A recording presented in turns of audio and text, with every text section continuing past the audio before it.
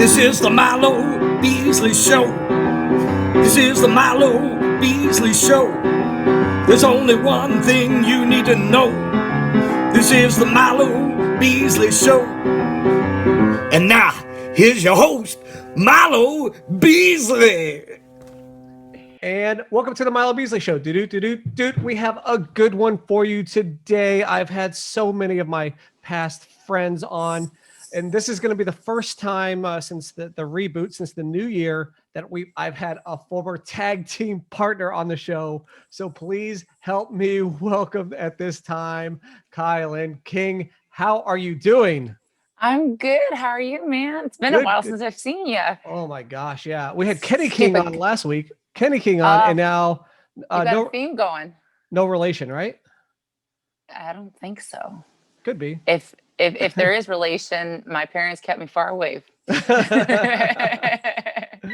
So last week, big match on the AEW. We'll get to that in a bit. Yeah. But first, again, we former tag partners, but the one cool thing that I really enjoy doing about this show is I get to find out about people's past and stuff like that. Yeah. So where are you from originally? So where I hail from in wrestling is legitimately where I was born, Painesville, Ohio. It's a little city about 30, 40 minutes. I always say this wrong. I believe it's northeast of Cleveland. Okay. Sometimes I accidentally say southeast and people are like, you're from the south part of Ohio? I'm like, no, I'm not. Northeast of Cleveland. So a lot of people, when they're from Ohio, they just say they're from like Cincinnati or Right. Cleveland. But I was like, I'm from a town called Painesville. That's kind of cool. Absolutely. And being a big girl in wrestling, like, it's kind of ironic. So I was like, let's just do it. But a lot of people don't believe it's a real place. I'm like, yeah, it's a real place. So did you grow up loving Ohio sports at all?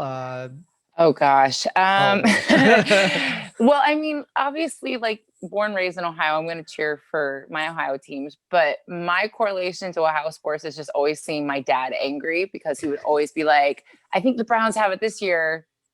And then I would hear him down in his office like, crap, no, not again. Like, so, I mean, I did go and watch the Indians a lot with my grandpa and my dad. Yeah. That was like our summertime tradition. We'd go see an Indians game, and we do root, like, we're hardcore Ohio State fans. So those are my Ohio teams. I know.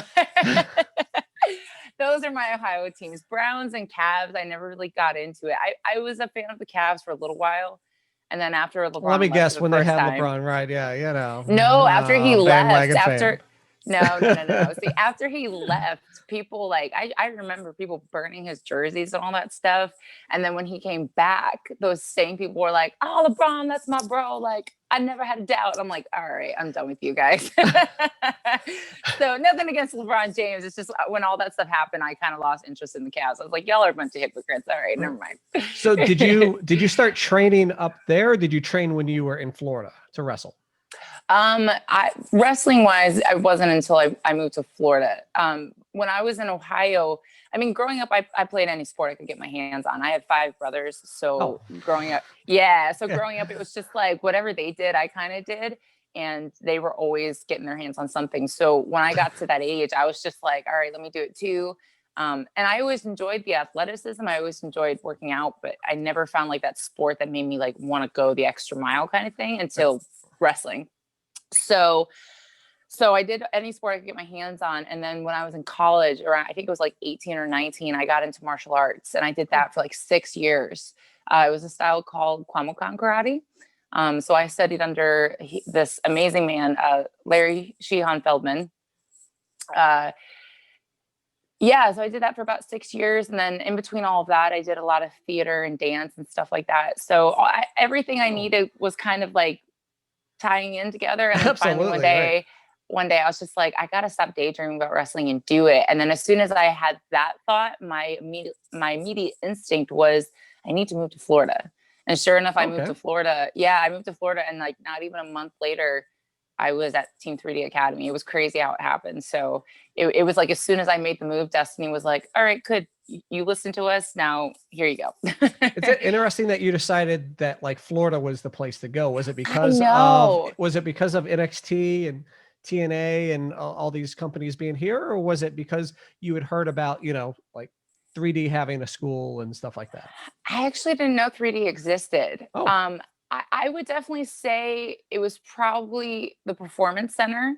Okay. But it wasn't just that. I always feel so silly when I explain the story, because it was literally like, there was just this instinct. Like, it was, the Performance Center was definitely a persuader, but like, there was just this instinct. Like, once I knew that wrestling was the goal, Florida kept popping into my head. And then like, my brother used to live in Florida, so he knew the area very well. And he was really wanting to move back to Florida. And he was in Ohio with me at the time. So it was kind of like, when he heard me say that, he's like, oh, you want to go to Florida? I want to go back to Florida. So it's like all these little things kept happening that that was showing us that Florida was the right choice. So yeah, it was a lot of little things. And then, like I said, once we got here, like a week or two after I moved here, the gym that I started training at, there was a guy who went to Team 3D who saw me training, who was like, you want to be a wrestler, don't you? And I was like, yeah, how the hell did you know that? And then he brought me to the school. And then like 2 weeks after I went to the school and met Bubba, they were having a deal that made going there a lot cheaper and affordable. And my brother was like, let's do it. So it was like all these little things just happened. Like the moment we moved here, that was like, yeah, this was meant to be. There was no doubt. That's incredible. Yeah, it was crazy. And next thing you know, we're teaming. I know. Although I'm still a little hot about you using me as a weapon in that match. I just saw the video. It happens. I know. Hey, I saw the video. It popped up on my memories the other day, and I was like, "Oh yeah, that's right." You hear me going, "No." We had a lot of fun in those matches, man. We did. Yeah. I'm sad that there was no conclusion. That we didn't get to either tag more or get to wrestle each other. I would have obviously loved to tag more. I think we had a fantastic chemistry going into that, but it was because we're both pretty nutso in the fact that we have stuffed animal friends. I know. So I don't know where mine is right now. Yeah. So I know. So how did Roger come about? Was he one of your actual stuffed animal friends? How did he? No. So I was still in training. I hadn't gotten cleared to go do shows yet and stuff like that. So it was like, I was in like this trial period. I was trying to figure out what the hell I wanted to be in the ring. Like, I knew I had the move set. I knew how to wrestle, but there was no character. I was just like this so serious, like, cause I think my martial arts played into that a little bit. I thought I had to be like this serious, tough character. And it was too much. It was too serious. And because of that, there was no fun or personality. And so it was like the Tuesday after Easter, we were in Target, and I was walking around Target with my friend, and we walked past the clearance section, and that little bunny rabbit was just sitting there on the shelf. And I looked over at it, and I'm like, I think I need to buy you. Oh no. Uh-oh, what happened? Where'd you go? My battery. Uh-oh. Oh shoot. Uh-oh. All right, hold on. Yeah, no, so I'll just bring it with me. So so I saw the bunny rabbit, and I was like, all right, I guess I need to buy this thing. I don't know why I need to buy him, but we're buying him. So I did, and then I took him to training, and then we played with him, and then eventually it just became he was my best friend, and he was my tag partner, and he told me what to do. And and whenever people were hassling me in the match, I would talk to him and be like, what is wrong with these people? Like, it just became this weird thing. And I think I did that for about a year and a half. And then Billy Gunn was like, get rid of it. Oh, yeah? Yeah, he was like, I understand why you're using it, but he's like, you don't need it. He's like, you're this big ass girl. He's like, there's other things that you can do, and I don't think you necessarily need that. And I was like, all right. And he's one of my mentors. So I was just like, let me trust him. So I bring him out once in a while when the show is right. But yeah, he sits over there now. He doesn't take any bumps anymore. So no, Beardsley hasn't taken any bumps since his head came off. Oh So, no. yeah, that was See, super mine got his traumatic. ear ripped out. Yeah. It's super traumatic. Like, it was in the middle of a match, and I like freaked out. Yeah. And then Same. like I almost fought Beast, and he was on my team. Oh my gosh. For That's real. crazy. Yeah. That's crazy. So let's talk about you got to work for FSCW Yeah. at GalaxyCon before the world went crazy, and then there was no I know. more GalaxyCon and FSCW. I got one shot and then it was done. So how was that? It was amazing. Completely different. That like is it so weird different. that it's weird because like you're, especially as Ray, you know, like you're not really selling and you're doing like force type moves. So how was that different? Like, how did you have to tell yourself, okay, hey, don't register this, do this silly wrestling, you know, like I know a lot of people, you know, think that, you know, the cosplay wrestling and is really too hokey, but how did you feel about it? So it was kind of cool because like, especially lately, like when I go into wrestling, I always have the idea, like, this is a battle. We're going to war. Like, Right. like just throwing as much passion as I can into it. And when you watch the movies and you watch Ray, like she's learning as she's going and she's very, you know, she's fighting for her life. It's the same kind of thing. So it was really cool because like, as I was transitioning into like having that kind of feeling in my wrestling, I got to go and play her, which is what she is. So it was kind of cool because I got to that feeling of like being in a movie and that action scene where it's like, it's life or death. I kind of got to feel that a little bit. Like, I know that sounds kind of silly, but like, that's what I've been working on, like in my own personal wrestling. And so when I got to play her, I got to explore that and understand like what if this was real kind of thing. So, and then like, but then like, so like when I would wrestle Kylo, like it was like that. But then when I was wrestling Sue, it was just like, so silly and fun. Like we got to do the whole bar scene. Like I forced her to dance to the dun, dun, dun, dun, dun, dun, dun, dun. It was great, except the music came on like I think it was like 15 seconds after we already started dancing. I was like, it's all right. Yeah, that's the name of the game at FSCW. Yeah. You know, so I think it's really cool how like you can take a character like that and you can have like that realism kind of match, that seriousness, but then you can also get in the ring with somebody else and like bring out their goofy side a little bit, but still be them. Absolutely. I think it's kind of cool because I think sometimes we forget to do that with ourselves. So when we get to do it with somebody else and then we realize like, oh, why don't I do this in my own personal wrestling? Like, you know what I mean? Yep. You know, I definitely enjoyed that part of it, experiencing it and then getting to apply it to myself. That's it's a lot of fun, and I hope it comes back, and would love Me to see too. see you back in there, especially beating up Kylo. I mean, I'm sure that felt good. Yeah. Again, we talked about at the beginning of the show a big week, and that last week you wrestled Shauna for AEW. Yes. Yeah. Again, tremendous talent, but how did the AEW thing come about in the first place? So AEW, like once COVID started, they set up base in Florida, and I always wanted to reach out to Billy about it, but I was like, you know, like I'm sure there's a bajillion people who reach out to him. I don't want to bother him. I don't want to be one of those people. So I left it alone. I didn't bother him, and then I think because I was originally living in Orlando, and then when COVID happened, I used to work at the Orlando airport. Oh, okay. Yeah, and so like my company shut down, so I had to, I had to figure out my stuff. Yeah, so Trevor and I had already, Trevor, the boyfriend, the man, we had already been talking about living together. So I was like, all right, let's just do it.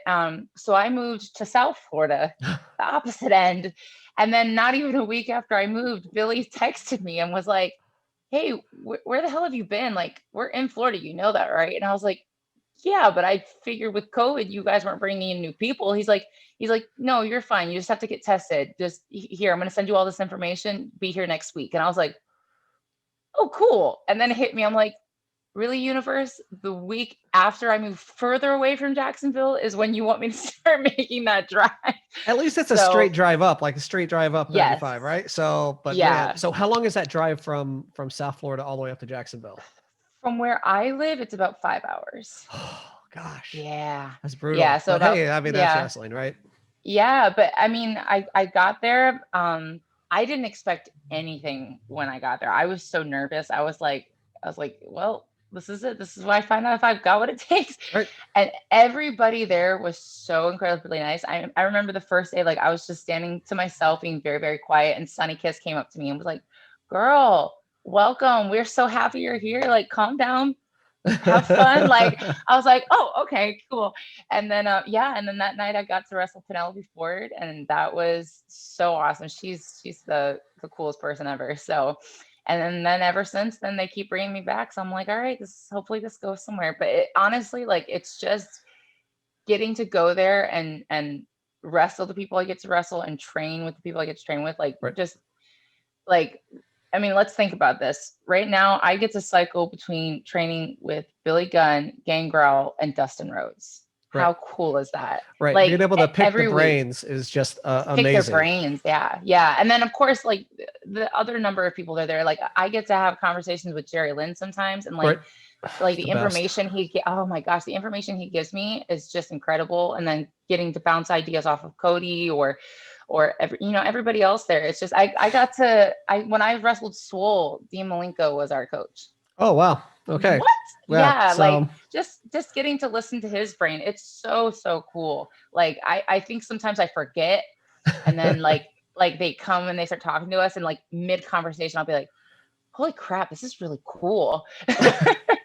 So yeah, like, so I definitely feel like, like the last year, forget like all the matches I've had, just all the information I've gotten to absorb. That's been the biggest gift, just getting to go there every week and work with them. So it's awesome. It's a great atmosphere there. Very, very cool. Yeah. And hopefully, again, you've picked up wins. So so hopefully it leads to bigger and better things. Get you on that Dynamite. And I hope so too. Yeah. We've been on there once. Yeah. I got to wrestle actually, no, that's not true. Twice. Okay. The first time was a 2-versus-1 against Nyla. I got to tag with Kenzie, and then the second one I got to go 1-on-1 versus Britt Baker, which that was really, really cool. Yeah, she is a gifted athlete, gifted wrestler. Absolutely. Yeah. Absolutely. I joked about it in your DMs, but we're going to talk about it. Okay. Introducing Trevor to your family. Oh my gosh. How did that go? I think I was more nervous than he was. So a little bit of context here. Like I said before, I have 5 brothers, but I'm the only girl in the family. I mean, I have a sister, but she lives in Tennessee. Like, we didn't get raised together. Okay. So in my household, I'm the only girl. So all my brothers were super, super protective. My dad was super strict, like no dating, blah, blah, blah. So I've never brought a boy home before. Like, I've dated here and there. Yeah, I've dated here and there, but I've never brought any of them home because my grandma, she used to make a joke when my brothers were all going through their high school girlfriends. My nana made a joke. She was like, all right, I'm sick of meeting the other halves. Until you think it's the one, I don't want you bringing anybody home. And I was just like, oh, dang. So I took that seriously. I never brought anybody home. So he was the first one. And it actually went really, really well. Like, my dad latched on to him right away. Like, they both love their technology and their games. So they talked about that a lot. And then of course my dad was like chewing his ear off about Game of Thrones and Star Trek and Star Wars and all that stuff. Thank goodness. Because Trevor had never watched, ironically, he plays Kylo Ren. He never watched Star Wars before. What a nerd. I know, what a nerd. So I told him, I'm like, hey, before you meet my family, you have to watch at least 3 or 4 of the Star Wars movies. I was like, because I guarantee you it's going to come up in conversation. That's fine. Whether it's naturally or not naturally, it's going to come up. And sure enough, it did. But yeah, so he watched a couple of the movies, and then we actually just watched the last one 2 nights ago. So he's watched the whole thing now. Fantastic. Yeah. So yeah, but then of course my mom I honestly, I think my mom liked him too. Like she's the one I was more worried about because my dad's such a goofball. So I knew eventually my dad would be like, all right, welcome to the family. But my mom is like the strict old fashioned, like you better treat her right kind of lady. So I was more nervous for her than my dad, to be honest. But she did make the comment to me, like he had left the room to go shower or something. And she was like, I like him. You can definitely tell, but like by the way he looks at you, like he loves you and he supports you. And I'm like, yeah, he does. He's a good one. So yeah. He's so pretty good. I like him. He's a pretty good human. All right. So now we've got the easy questions. We're going to get to the hard hitting questions.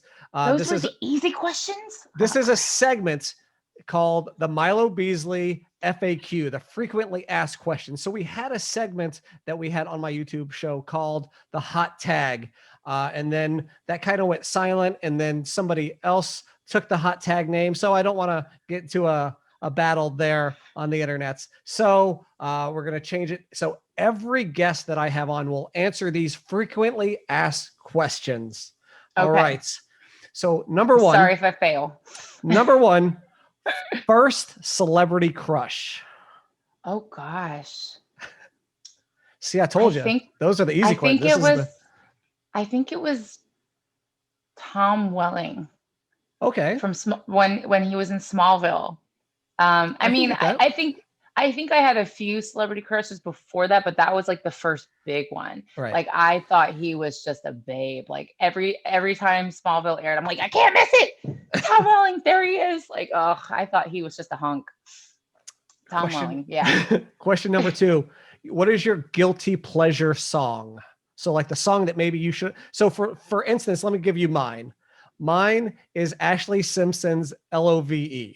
All right. What? No, that's so funny. So that's my guilty pleasure. So for instance, for reference. So yeah. So what would your guilty pleasure? One that you would like if you were blaring it, in your car and somebody pulls up, you might like stop singing, but when you really want to jam to it. Holy crap, that is a hard question because there's a couple I can think of, but one of them I don't really think is an embarrassing song. I don't think a lot of people know it. I'm trying to remember the name of the song now. Because if your friends can't dance, then they're no friends of mine. That one. The Safety Dance. Safety Dance. Why couldn't I remember the name? Safety Dance is a great guilty pleasure song. Absolutely. I love that song. Like I remember, this is why I always thought of it as a guilty pleasure song. I played it, my headphones died in the gym once, and I was just around a bunch of friends, so I was like, all right, whatever. So I put my phone on and I blasted that song because that was what was playing in my ear. Right. And one of my guy friends looked over and he's like, Safety Dance, really? And I was like, I thought that was a cool song. Like I like it. Safety is a great song. So I think I have it in my head as a guilty pleasure song because my one buddy was like, ew. So yeah, Safety Dance. I freaking love that song. And there's so many good remakes of it on YouTube now. Like you look it up, there's so many different variations. So you listen to all those and then you go back to the classic and you're like, yeah, I love that one. All right. Would you rather fight, if you had to, would you rather fight one horse-sized duck or 100 duck-sized horses? Like if you were being attacked, what would you rather fight? I think the duck-sized horses, because they're like little puppies, so I could just play with them. But they're attacking you. But they're attacking you. They're attacking me? Yes, they're rabid. Are their hooves still as powerful, even though they're duck-sized? I guess they'd be like little. Probably not, really. I'm just imagining them. They're trying to kick or something. It's cute. I think 100 little duck-sized horses. I think that'd be more fun. Just punting them. Yeah. Oh my gosh, you're gonna get Pete on me now. All right. Number 4? What is your favorite movie quote? Oh my gosh. Told you these are the questions. Yeah, but see, there's the thing. Like my family is a big like we'll quote movies and we'll be like, "What's that from?" kind of thing. That's our game. Can I just say what movies I like to quote the most? Yes, sure. Yes. Okay. Home Alone. Okay. 1 and 2. Forget the rest of them. Twister and The Mummy. Oh, okay. Yeah, those were like my 3 favorite go-tos. I feel like I'm for Galaxy Quest. I quote that one a I lot love too. Galaxy Quest. I Absolutely. love Galaxy Quest. Yeah. But like Home Alone, like that one I would quote mostly with my brothers. Twister was with my dad. So you Galaxy should, Quest was with my mom and my dad. you should try to throw these quotes into AEW promos. I really, really should, because I mean, oh my gosh, there's so many good ones, especially Twister, because Twister's like the really sarcastic, like Right. like funny. Yeah, you know what I mean. Yep. All right, and then the last one. Is Harry Potter a hero, or is he actually just a giant dick? Think about it. I mean, yeah, because he's all like, I think he's a hero. he's a hero. I love him. I mean, he always brought his friends into danger. You know. Yeah, but he never. Oh, He never. Ugh, somebody's trying to call me. Sorry, but he never did it. He never did it on purpose. Right. Like he. There was times where he tried to go at it alone, but his friends would always stick by him. That was the thing. He would get them into trouble. He would realize he'd get them in trouble, and then he'd try to keep them out of it, and they would still get themselves involved because they loved him. So I think he's a hero. All right. Yeah. All right. So I feel like you wanted me to go the other way with that. No, answer. hey, it's your answer. I mean, I have my opinion. Opinion, but it's your answer. And you know what? Most people actually said hero. So yeah, maybe he is a hero. All right. What's your opinion? Oh, I think he's a giant dick. Oh no, why? I think he could have avoided a bunch of this stuff. And and just, you know, he was super nonchalant about stuff. And I mean, you know. That's valid. That's fair. You know. All right. So which brings us to our Milo Beasley Show top 5, where I'm going to ask you a random question. This one's going to be pretty tough. Top 5 post-show food places. Cookout. Okay. I'm trying to think of the places we always end up going to the most. What's the place outside Fest? Oh, I went there a lot. Yeah, I know. I went there a lot. I can't remember. Yeah, was it called Shannon's? No, I feel like it was a guy's name. I thought it was like a one that could be both. Okay. I don't remember. So we're gonna get in trouble by the Fest folks. All right. Yeah, that place. I feel like I end up going to Chili's a lot. Okay. Because it's always open. It's one of those places that's always open later. Right. Yep. You said 5. Yep. Why you gotta make this so hard on me, man? I'm trying to think of places that, like, the little holes in the wall that you always find on the road, but now I'm like, my brain is like stumped because I haven't gone in forever. Okay, Cookout, that one place outside Fest, Chili's, probably we went. This is hard. You weren't kidding. Yeah, career stuff is easy. You know all those answers. I know.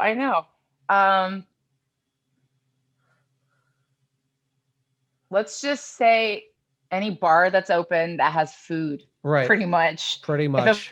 If it's got a beer and it's got a burger, I'm there. Right. Fries are a plus. Right. Yeah.